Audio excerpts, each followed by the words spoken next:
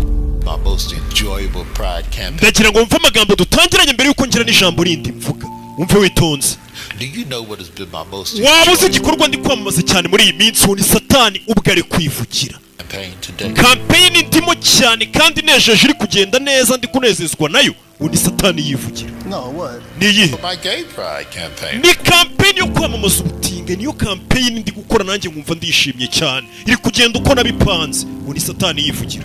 What would you attribute to yourself? None se nicyo ukesha intsinzi yawe aho ugeze umaze ibihe binini satani uyoboye umeze neza nyine akora akazi ke nk'uko agashaka ubikesha iki?